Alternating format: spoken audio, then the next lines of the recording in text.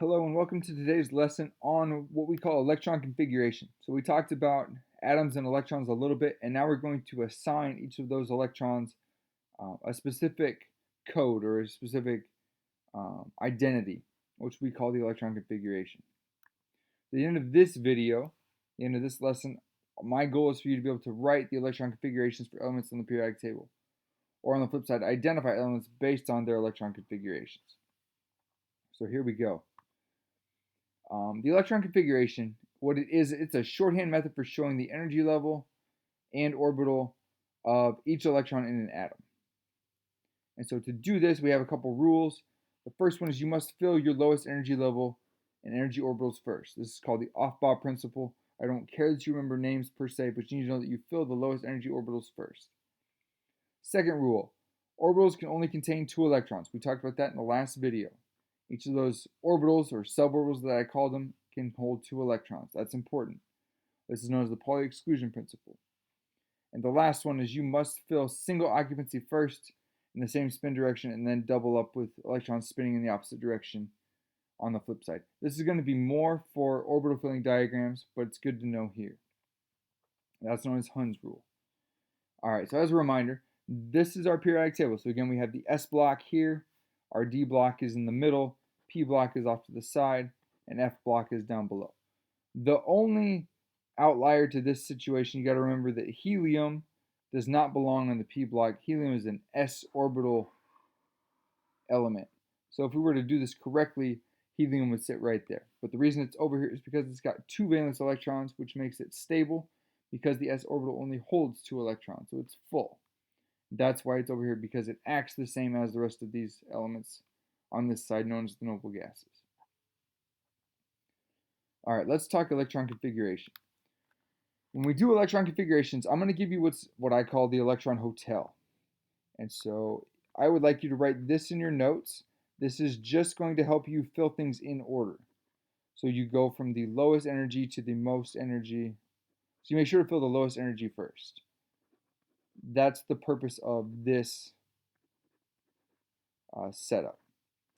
I will not give this to you on assessments or anything I ask you to do, but you are more than welcome to write it out on anything that you would like to. And this is, you can absolutely use this. I encourage you to use this. It will hopefully help you out if you get stuck. That was 4. I don't need that one. Yeah, I do need 4F, 5F, 6F, and 7F. So what you're going to do is you're going to draw arrows up and to the left. And this is going to help us put these in order correctly. And so this is going to show you how the order that we need to write these different orbitals in, and how you configure an electron. So this is the order in which electrons fill orbitals, which if you look at it, it follows the periodic table, and we'll kind of look at that. I'll talk about that as well. So this is a shorthand method for showing the energy level and orbital of each electron in an atom. So if I'm going to do electron configuration, it looks like this. So you're going to write the energy level followed by the orbital followed by a superscript number for electrons. So for example, if I were to do oxygen, nope, let's do fluorine. If I were to do the electron configuration for fluorine, fluorine has an atomic number of 9, which means it's got 9 electrons. Well, it means it has 9 protons. A neutral atom has 9 electrons. I need to count each of these 9 electrons, starting from the beginning. So we're going to start with the very first electron that an atom has is found in the first orbital, first energy level, so first orbital. It's found in the s orbital, and there's going to be 1 there. But the s orbital holds 2, and I have to get to 9. So I'm going 1 and 2. After the 1s orbital, here, I fill the 2s orbital. The 2s orbital holds 2 electrons as well. I'm up to 4 total. 2 plus 2 is 4. After the 2s orbital is the 2p orbital.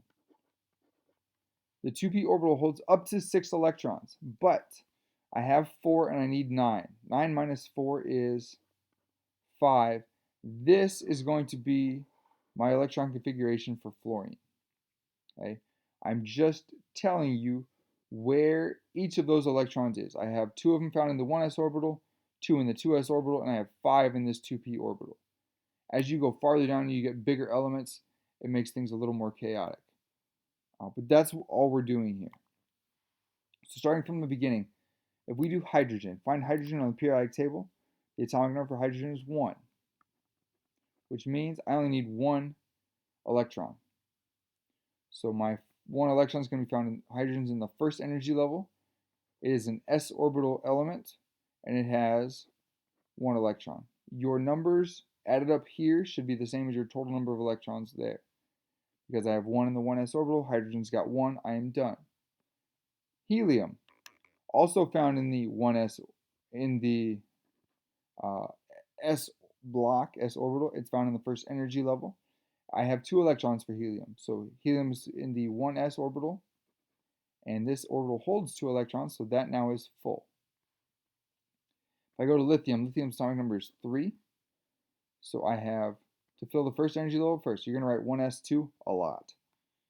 And then after 1s2, if you go back to your hotel, we fill the 2s orbital next. And so 1s2, and lithium has 3 total, so I need 2 plus 1. This is going to be 2s. My 1 plus 2 equals 3. The last one I'm going to do with you, boron has 5 valence electrons, or 5 total electrons, sorry. Again, we're going to fill 1s2, always. And we fill 2s. S orbital holds 2 electrons, so I put a 2 here. So I have 4 now. I have 1 more to account for. And after 2s comes 2s, then we go down to 2p. So back here I'm going to have 2p. And I only have 1 left. So 2 plus 2 plus 1 equals 5. So your superscripts equal the total number of electrons in an atom.